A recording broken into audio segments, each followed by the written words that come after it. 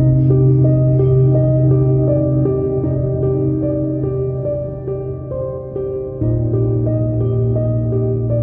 الله الرحمن الرحيم. اهلا بيكم حبايبي، النهارده معايا في قناه الياسمين. كل سنه وانتم طيبين. طبعا احنا اليومين دول بنعمل حلاوه المولد، فانا ان شاء الله هعمل لكم السمسميه. طبعا انت حابه باي مقادير انت حباها، كوبايه كبيره كوبايه صغيره، المقادير اللي انت عايزه تعملي بيها. طبعا دلوقتي انا هعمل بمقادير الكوبايه ديت، فانت لو هتبتدي تجربي في الاول اعملي بالكوبايه ديت، عشان خاطر لو باظ منك يعني ما تبقاش يعني حصلت معاكي خسائر كتيره. فانا حبيت النهارده اعمل لكم بالكوبايه الصغيره للمبتدئين ان شاء الله يعني. انا عندي كوبايتين هنا من السمسم، والسمسم دوت محمص، انا هسخنه برضو على النار تاني، اللي لازم السمسم يكون سخن معانا. عندي معلقتين من عسل النحل، عندي ربع كوبايه من الميه، عندي كوبايه سكر، عندي كيس فانيليا. انا اول حاجه هعملها ان انا هحمص السمسم بتاعي ديت او اسخنه على النار. ادي يا حبايبي اهوت، انا حطيت الطاسه على النار وحطيت فيها السمسم بتاعي. انا هبتدي كده افضل اقلب فيه لحد ما يسخن معانا كله، ويبقى يعني كله زي بعضيه كده وسخن وجميل.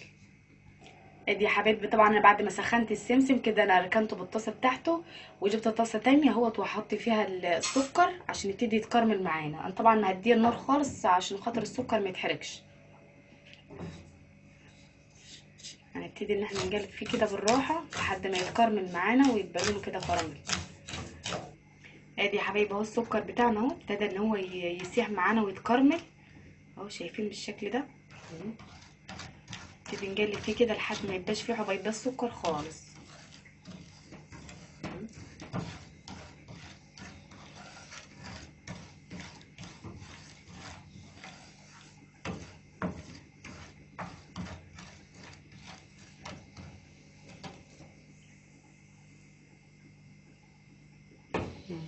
ادي يا حبايبي اهوت بعد ما السكر اتكرمل معانا، انا هنزل عليه كده بالفانيليا، وهنزل عليه بمعلقتين العسل اهو.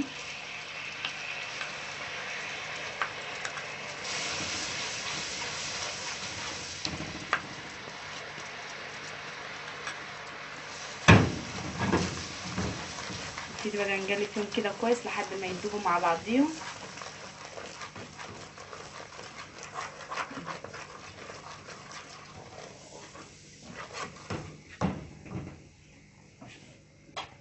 وادي يا حبايبي دلوقتي هنزل بربع كوبايه الميه معايا اهي،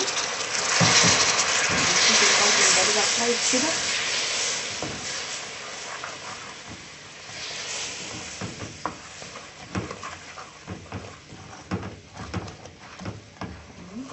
نقلب كده لحد ما كله يختلط مع بعضيه. ريحته والله يا جماعه جميله جدا. هنبتدي بقى ننزل بالسمسم بتاعي اللي انا سخنته. هنبتدي بقى نقلب كده فيه.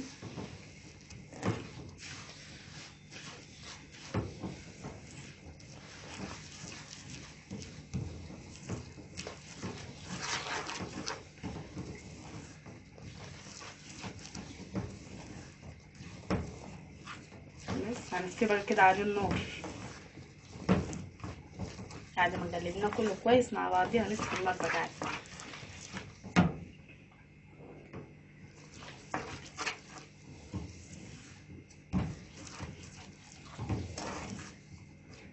هنبتدي بقى دلوقتي ادي يا حبايبي هي طبعا بعد ما اتمسكت معانا بعد ما خلصت السمسميه، طبعا لقيت يا جماعه ان الكراميل نسبته كتيره، فانا ضفت نص كوبايه سمسم تاني. خلاص، يعني انت لو لقيتوه كده يعني ايه مش كتير فيها، بتحطوا ايه عادي، بتزودوا شويه سمسم تاني يعني مفيش مشكله. طبعا وهي لسه سخنه لازم بنحطها كده على ورق زبده، وانا دهناها كمان زيت. نبتدي كده ننزل فيه بالسمسميه بتاعتنا بسرعه كده وهي سخنه عشان خاطر ما تتمشي منها.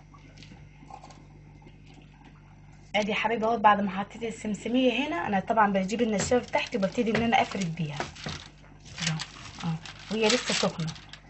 خلاص نبتدي نفرد كده، مش مستحمله والله يا جماعه، سخنه جدا اهي. ادي يا حبايبي انا فردتها كده. طبعا انت لو حسيتي ان النشافه بتاعتك بتلزق ممكن تدهنيها بالزيت كده، وتبتدي ان انت ايه تفرديها. لو ما عندكيش برضو ورق زبده ممكن تحطي عادي كيس تلاجة وتدهنيه برضو بالزيت كويس، وتحطي عليه كيس تلاجة تاني، وبرضو تبتدي تفردي بالنشابه. انا فردتها بالسمك دوت، يعني حاسه ان هو كويس. وانا طبعا هسيبها لما تبرد. والله يا جماعه طعمها مش قادره اقول لكم، خيال طعمها جميل جدا. انا وقت هنسيبها لحد ما تبرد، وبعد كده هنبتدي بقى نقطعها ونوريكم الشكل النهائي للسمسميه بتاعتنا. هي بعد ما هدت معانا، طبعا هبتدي كده اعمل لها تحديدات بالسيخ عشان خاطر ايه، لما تنشف ما تغلبناش في التقطيع. خلاص ادينا جبت السكينه بتاعتي اهي. طبعا احنا بنبتدي بنعمل تحديد على حسب القطعه اللي احنا عايزينها اهو كده، عشان خاطر لما تنشف ما تغلبنيش. يا خلاص يعني ادي لها حوالي نص ساعه، بس مسكت يعني ببعضيها كويس جدا. هتدينا نتيجه ان شاء الله يعني مضمونه 100%. ادي يا حبايبي اهو بعد ما حددنا السمسميه بتاعتنا، طبعا على حسب الشكل اللي انت عايزه تقطعي بيه، مربع مستطيل، يعني حابه تسيبها زي ما هي كده دايره وتقسموا منها براحتك يعني. خلاص انا حددناها كده، هنسيبها بقى تبرد كده عادي في المطبخ، مش في التلاجة ولا حاجه يعني. وبعد ما تبرد وتجمد خالص وتنشف معانا، نبتدي بقى نقطعها ونوريكم الشكل النهائي. ادي يا حبايبات السمسميه معانا. طبعا انا حابه اقول لكم تكه كده على السمسميه. في ناس يا حبايبي بيحبوا السمسميه طريه، وفي ناس بيحبوها ناشفه. بص اهو سامعين الصوت بتاعها. طبعا انت لو حباها طريه بتجيبي كده سخن ميه، وبتحطي فيه نقطه من الكراميل بتاعك. اللي لقيتيه لسه طري شويه عادي، لو انت حابه تنزلي فيه السمسميه نزليها فيه. لو انت عايزه السمسميه بتاعتك ناشفه، بتستني كده لحد ما الكراميل، تفضلي تجربي لحد ما تلاقيه اول ما بتحطي نقطه الكراميل في الميه بتلاقيها تتكسر معاكي، بتحطي السمسم بتاعك او الفوليه او الحمصيه. خلاص. وادي حبايبي اهو السمسميه بتاعتنا، شايفين جميله جدا والله يا جماعه، وشايفين الشكل بتاعها بيلمع زي اللي عليها جلوكوز بالظبط، وطعمها والله يا جماعه روعه. يا ريت ان انتوا تجربوها وتشتركوا معانا في القناه وتدعمونا عشان نستمر ويوصلكم كل جديد.